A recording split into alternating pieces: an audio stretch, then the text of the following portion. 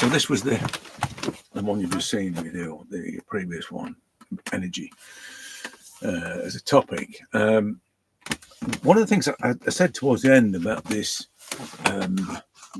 paper charcoal relationship thing, it's very grey. You can see it's grey, as opposed to something that's, well, that's grey as well. Different colour paper, that's the main thing.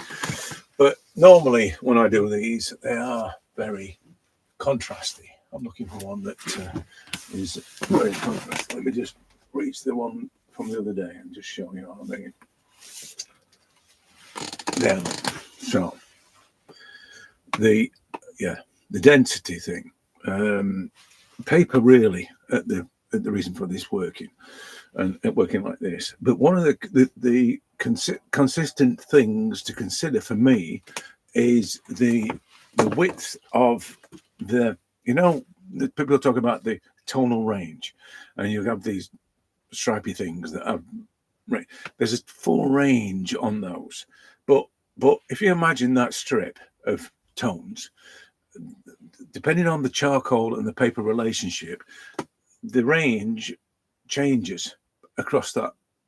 And if you know anything about like photography, and which is where those originally those tonal band things come from, when you're matching tones and you do it with color and all the rest of it, the width of the tonal range can be narrower or wider depending on the relationship between the paper and the charcoal.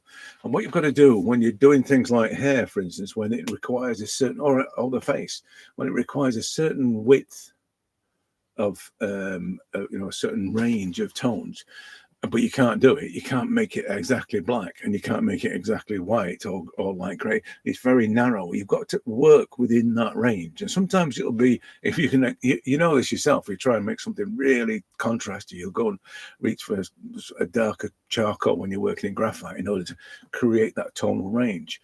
But the problem with that is that it's a massive leap to the darkest thing that you've got to fetch the bit of charcoal or whatever it is to make that. It's the same with white. You suddenly insert white into it. It's a massive leap between the range, so it doesn't go progressively towards that white. It suddenly goes bang, it's white, or it goes suddenly dark. So recognizing the range at which you're working in is how you actually make things more effective, the form of things more effective, because you recognize the range in which you can work. So when I switch from different paper and different charcoal, I've got to adjust my range, my use of the range of tones that I've got available, and I won't know what's available until I do it. And then when I do it, then, as I said at the start, I'll see where the range is, and I can adjust everything accordingly. This is tonal balance. That's what it is. All right. So, as I said, that's the one I did this morning, talking about energy. And you can see it's not quite finished. There are a few things that need to be, let me sort this out. A few things that need to be resolved, probably softened and things. The hair is just about there. It's just about. But talking about the energy thing, if you saw me do it, I'm going to do it again in a minute. It's all about that initial energy, and as I get towards this bit, I still have to maintain that vibrance, that my excitement, if you like, the adrenaline thing. I still want to maintain that within it, otherwise it'll just become production, and all that'll happen is I'll drive away the spontaneity of everything which you saw. I'll drive all that away in my endeavor to make it precise and correct and all the rest of it, So it's now about balancing act, and really this is the question: have I caught the essence of this person? Is what you'd ask, and if yes, chances are whatever you fiddle with, whatever you try and rectify, it won't make any difference because you've already caught the likeness, the life force rather. That's the general rule. But I will go on and fiddle with certain things. I think my directive, if you like, is that when things like are too dark, there's a sudden build-up of charcoal. The problem with charcoal and smooth paper is it builds up, and as it builds up, it creates these. Can you see them?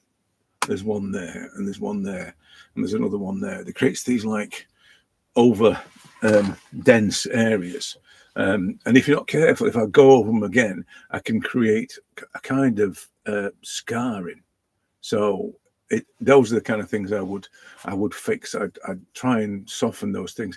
It's actually scarred there, so the only way I'm going to get rid of that is with a rubber if I want to get rid of it. But there'll be quite a few of those kind of things just to soften off those darker edges, because even though it's not that far off, these things, those darker edges for me will create a slight. Sometimes you want it. Sometimes you want that kind of emphasis, if you like. You see that emphasis that's occurring there. Sometimes you want that, but other times you don't want it to shout too much. But like I say, it's more or less done, apart from messing about with those bits and bobs. But I've got not wanting to lose the energies at all in that. So yeah, I'm going to do it again.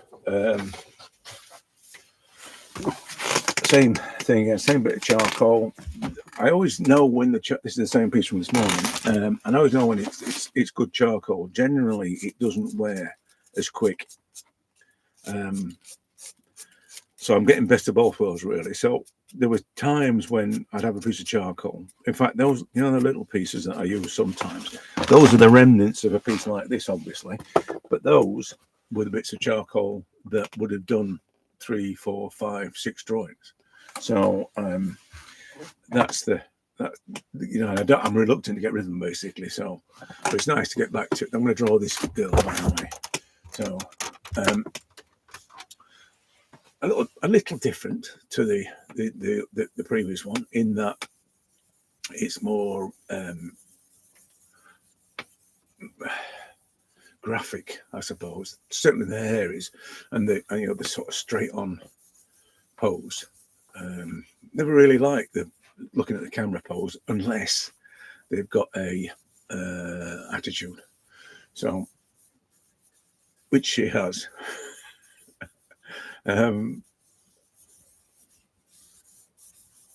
Yeah, let me get everything roughly where it wants to be, and then I can.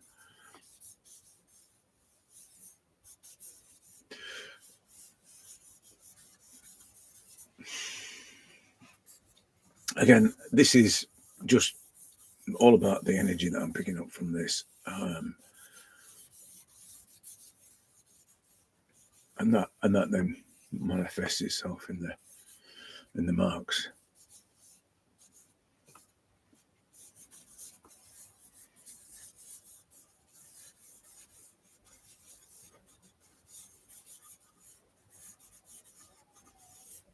Let me. I'm just about there. I think I'll be all right once I get past the neck. I've got the extremities of everything on there. I think that'll be about right.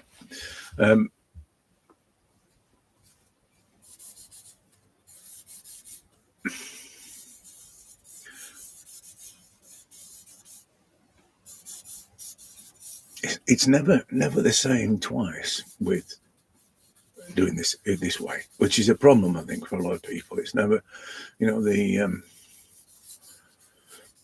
process thing. It's never the same twice with this. It's always down to the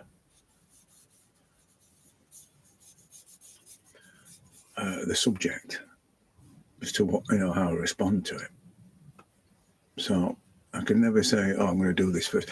The only thing I would say in terms of a process would be finding the location of things, and then doing what I'm doing now, which is looking for the shapes, and then in the process of finding the shapes, rectifying the locations of things.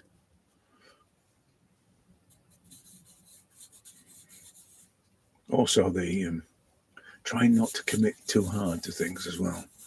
One of the things about this, what I'm finding with this charcoal, this paper combination, is that rectifying it is not really an easy thing. So if it's not right, if I'm committed to something and I've made too dark, the marks are too dark or dense, then trying to fix them is going to be difficult.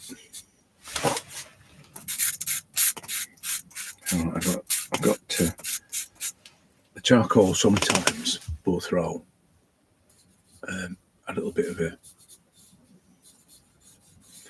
a warm look when it for whatever reason there'll be some kind of, you know, in the growth of the wood there'll be some kind of spurt or whatever, and it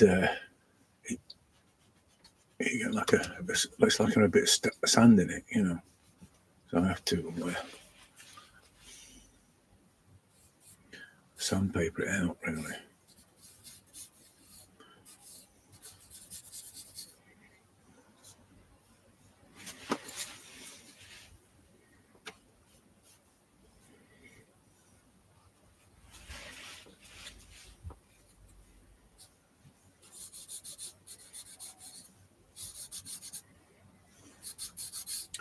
I got my head in in shot. I moved the camera a little bit that way, sort of twisted it that way, so you can see how many times I look at the reference, and how quickly I'm looking at the reference.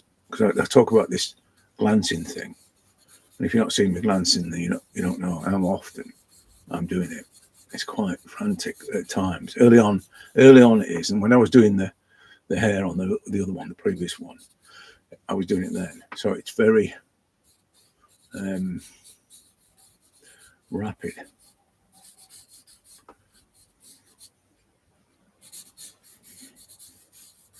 What I was saying yesterday about the, don't stare at the subject too long. It's that quick that it's like you're not watching what you're drawing. That's what it kind of feels like. You're not watching what you're drawing. You're just doing that in your peripheral vision.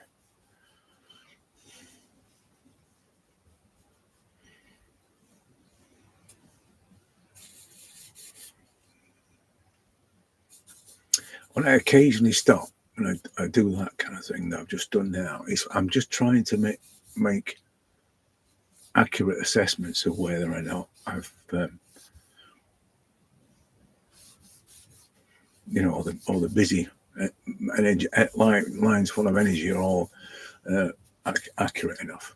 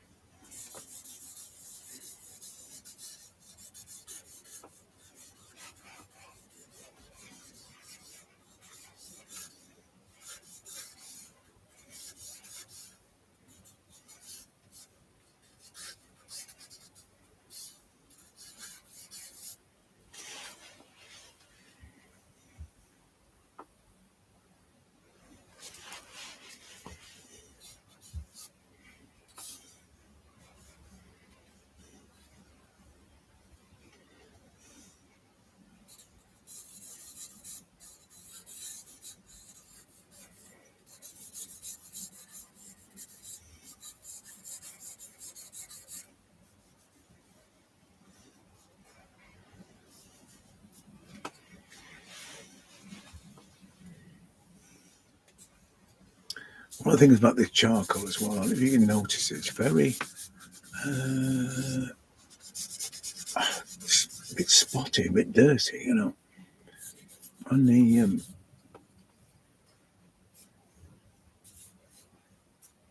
previous one, it was, I could see it being very. It's not so much granular because it's quite smooth, but it's it'll be the paper that's doing it. And that's the get rid of some of these sticks in my bin. You know, and when I smudge it, it's not necessarily an even smudge. In fact, there is you can't really see it, and you know this sort of spot in there. It's the way the surface is interacting with the charcoal. So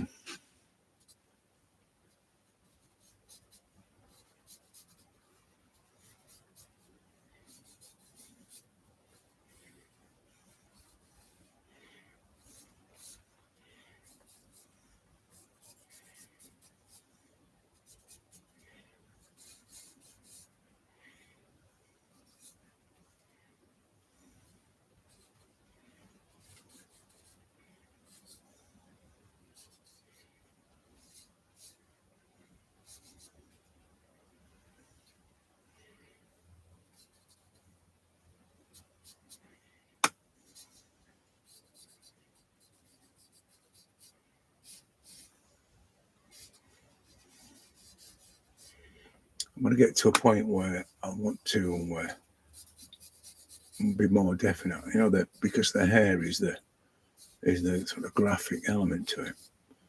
I want to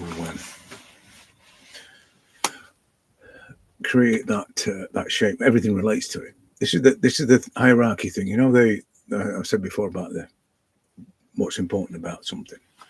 What is it that draws you to it? The hair on this is amazing. You know, that hair. That's what. So at some point, I'm going to have to commit to that in order to get things working on the page properly, on the face properly. So at the moment, I'm just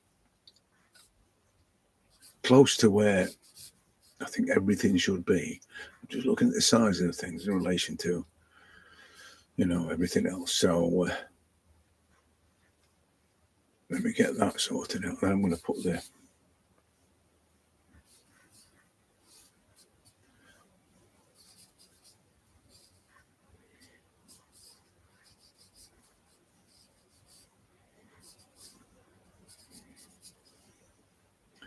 hair on so I can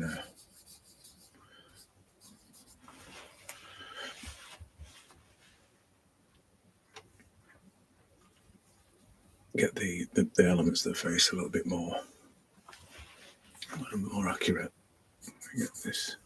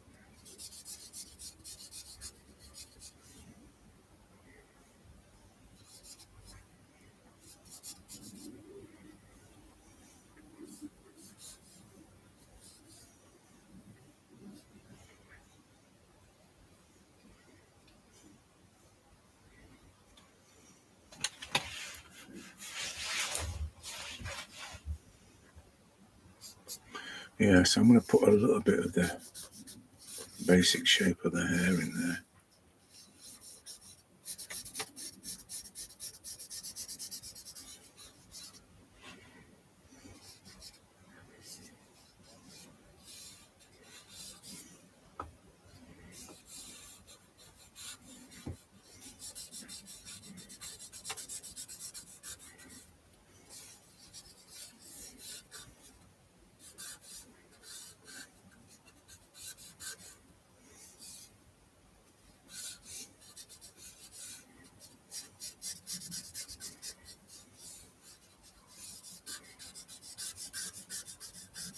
I think all the the loose hair that's going to be flying around like that is going to take time and a bit more precision to do that. So I'm just going to do the basic, the block of it, and then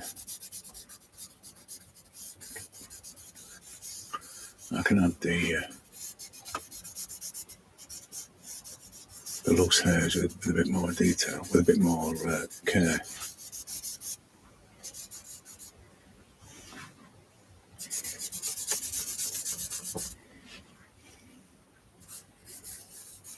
I tell you what stands out straight away is the tonal thing, the tonal imbalance thing.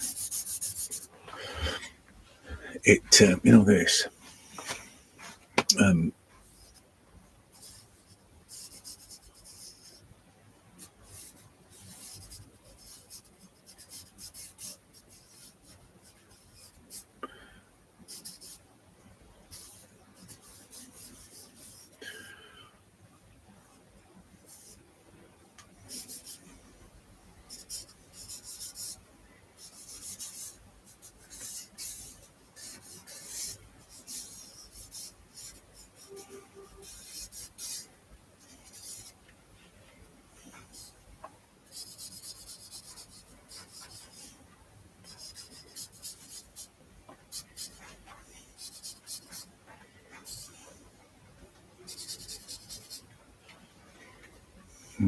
I say just doing something like that just fixes it. It just makes it a little bit more readable.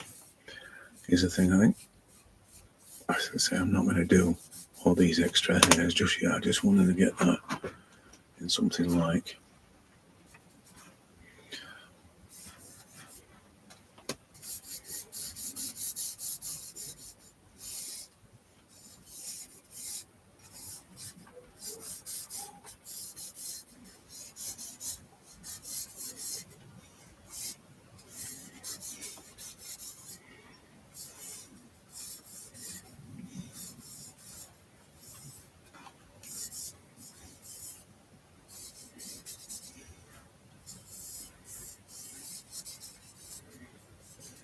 again, I'm not going to do much with that just yet.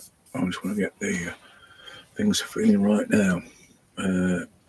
There's a big one there. I'm going to move the mouth alignment.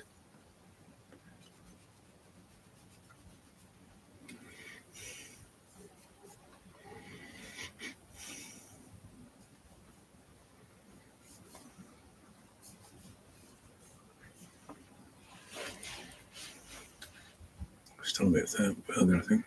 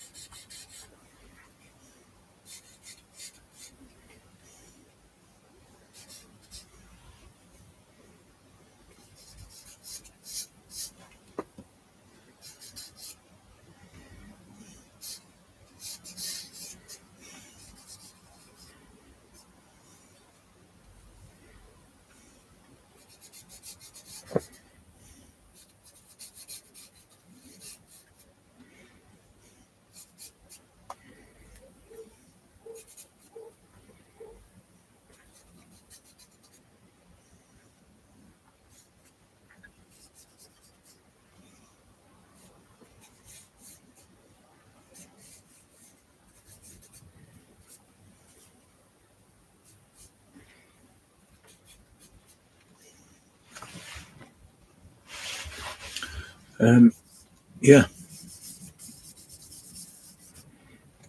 I think just having that that bit of a indication, because it's going to come out back further that way, and then this is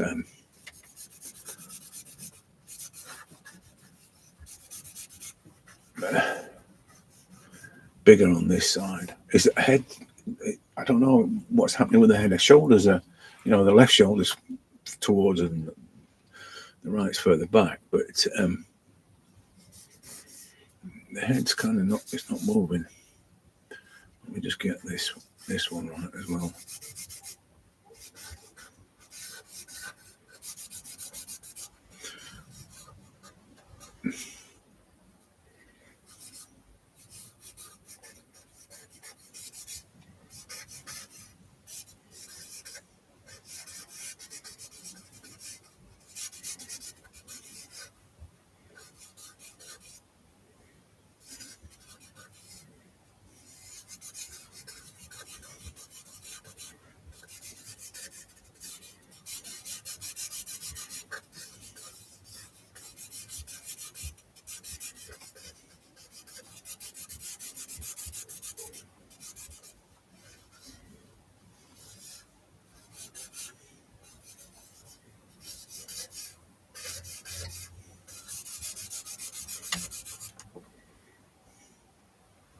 Yeah.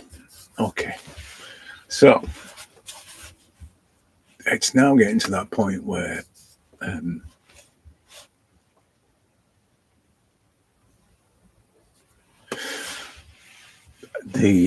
I can slow down and do the detail things. I just before I start doing that, before I start fixing things, I just want to make sure that everything's where it should be. Otherwise, I'll not be able to fix it. So let me just fix the neck a little bit better than that.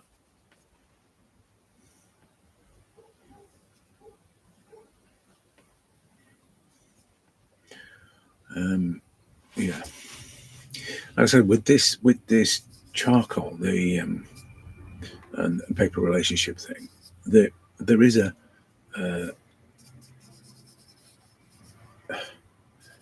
kind of granular effect to it, and what I'm seeing happening is that I'm exploiting that granular feeling. It's on the previous one. You can see on here how the granularness of you see on the face and around here as well, certainly on the hair. So because there's no hard and fast edge to it, so there tends to be a little bit of fuzziness about it, a bit more blaring about it, and the way that it makes tones, for instance, there, I'm leaning into that rather than trying to make it, it's a perfect tone. That generally happens when I change charcoal, when I change to a different batch. There's a adjustment period of I think it's down to it's this thing of you work with the medium and what it will do rather than wanting to do something it can't do. I mean, it isn't one of those situations where you guarantee an outcome because it's the regular stuff you use and it's always going to be the same. There isn't any of that. You kind of get on your feet. That would be the game show on the telly. I watched it the other night, not the UK one, the Australian one. That would be a fantastic test, wouldn't it? You just give people something, right? This is it. This is it. You can't draw with what you normally draw with. Draw with this. Paint with this. You imagine that? That would be that. What you pay to watch that, wouldn't you? I wouldn't pay to watch the game show though. I think it's terrible. Some great artists on it, and every one of them's a winner as far as I'm concerned. So I just hate. I watched the Australian one. In the lesson we were talking about this Australian version where this young woman worked in black and white. She was a teacher, and she was mortified by the occasion. Couldn't decide on what to draw or paint, and ended up giving herself just an hour to do something. It's just everything that's wrong with the show, I'm afraid. Although there was one great moment that I talk about this all the time, the essence of something. And this woman who wasn't a professional, I don't think, painted on the floor and didn't really, I don't think she had any training as such, but a portrait was absolutely breathtaking. It was just so pure and honest, and everything a portrait should be. She was not fazed by the situation at all. She was like, so what? I'm just going to do this. You know what I mean? It's just like, we all want to be like that. I mean, I'm kind of like that. I don't give a damn what people think, but at the same time, that I'm burdened with inevitable technique. It's that comes from doing it so many times. But she wasn't. She wasn't at all. Although she did say she paints a lot of things, but not portraits. So she's obviously experienced this, other subjects. But yeah. But other than that, if nobody learned from that what the message should be, then the game show is a waste of time. Winners and losers and all that's nonsense. I said it many times. Competitions are for athletes, not artists. Yeah, but people grow in those situations, people say. Really? In what direction do they grow? The one that you perceive to be the right direction? That's the problem. In fact, my mate did it, and he said, best thing ever did. Now he just tells everybody he's been on that show, and he gets lots of customers. So I suppose from a marketing point of view,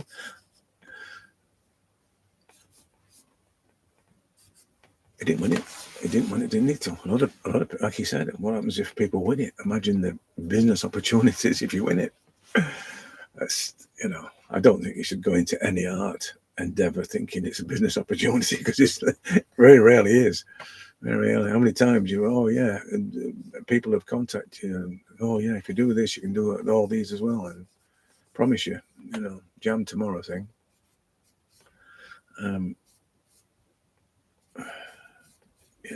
People take advantage, don't they, of artists? Because generally, artists are good-natured and kind individuals. Some, but the majority of us are, and will gladly help anybody. And often, I've said this before, when people like what I do, it's like payment. It's as good as payment. They'll like it, and that is proper conditioning that comes from your past. They just the need to please thing. Yeah.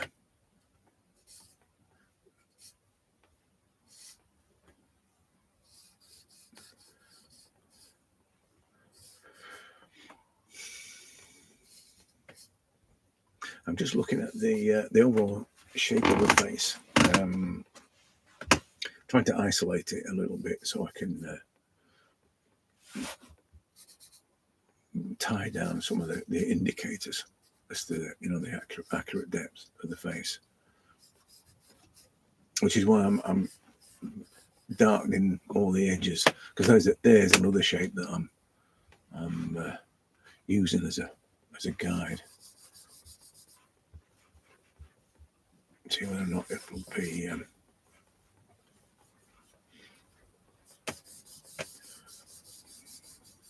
the other thing about this combo is that you see how that does the build-up thing. It doesn't release, and it'll be to do with the thing I was talking about on the other one. The build-up in places.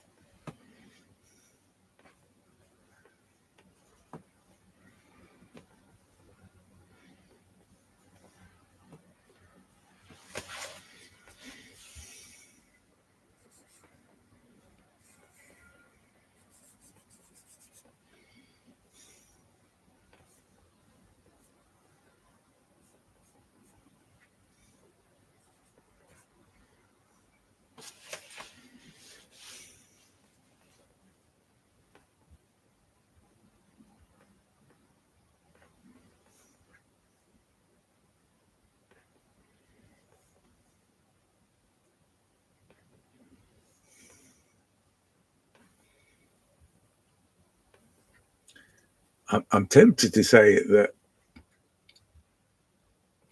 YouTube is behaving. It hasn't crashed yet. Hasn't decided that it. But I'm tempting fate saying that, aren't I? I mean, this morning, how many times did they do it? And lately, it has been doing it an awful lot. I did it was a Zoom thing last week. Had a couple of occasions when it did that. So it wasn't YouTube that was doing that. But still, it's bandwidth things. Although, have you, for the lessons that I've done online, I've used Jitsi, which seems to be a lot more stable than Zoom and a little less faff to install it. So it could be Zoom that was causing the problems last week.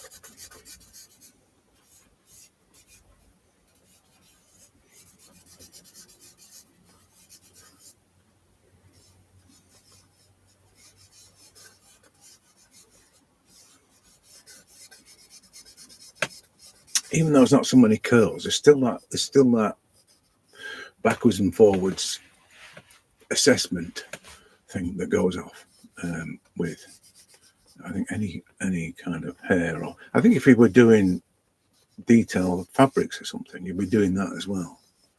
I know that when I've done brocades or something on a collar, it's the same kind of backwards and forwards and not looking too long at the what you're drawing.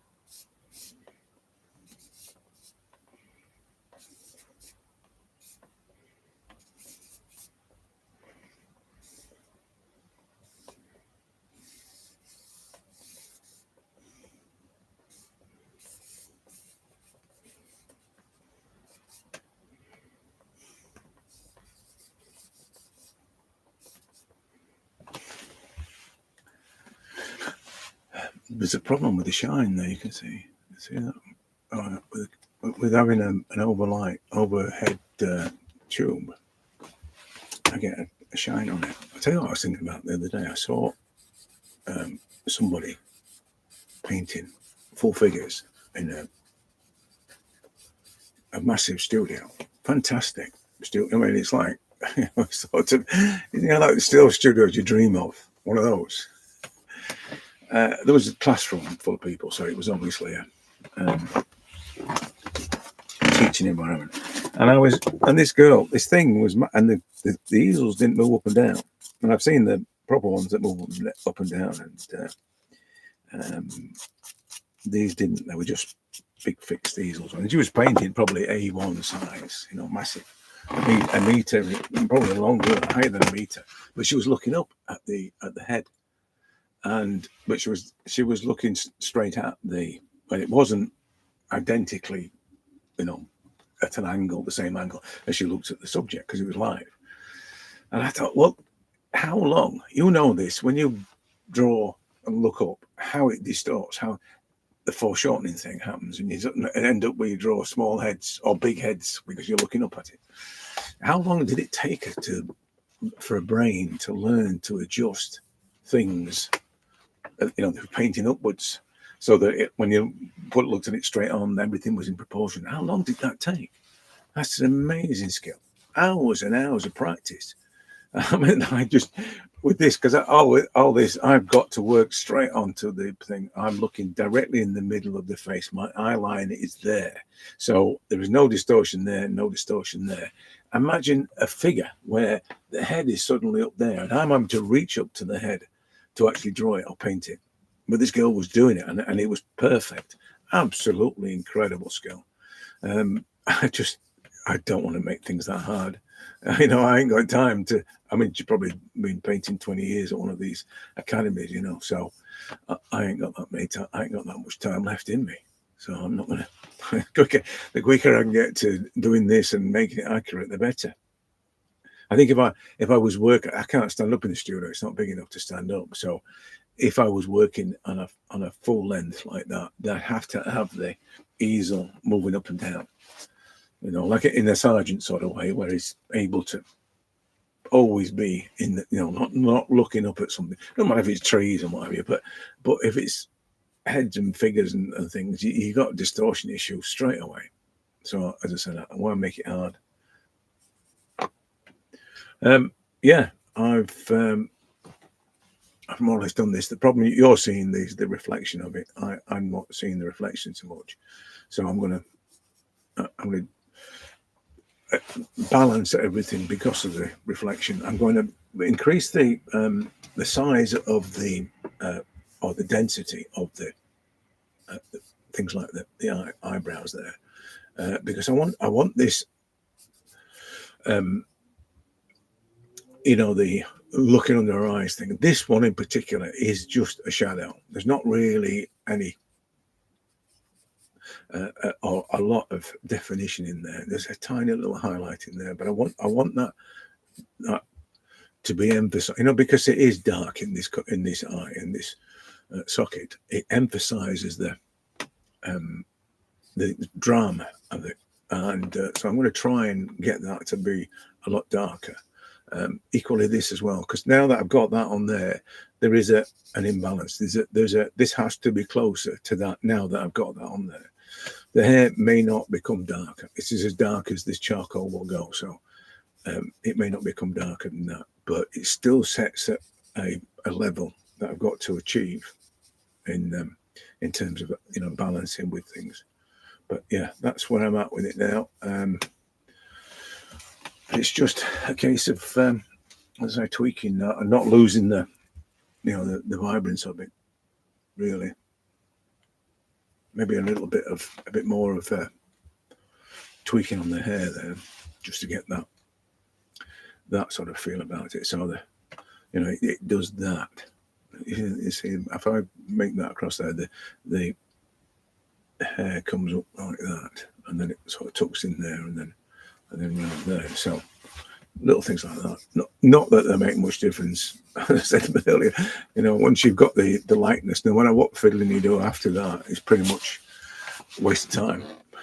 It's never gonna. It doesn't make that much difference. But yeah, I'm gonna increase the density of things, and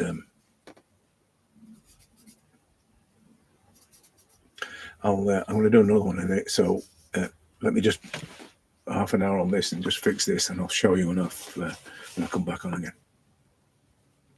In fact, what time is it? Oh, it's lunchtime. I'm going to have my lunch and then I'll come back on.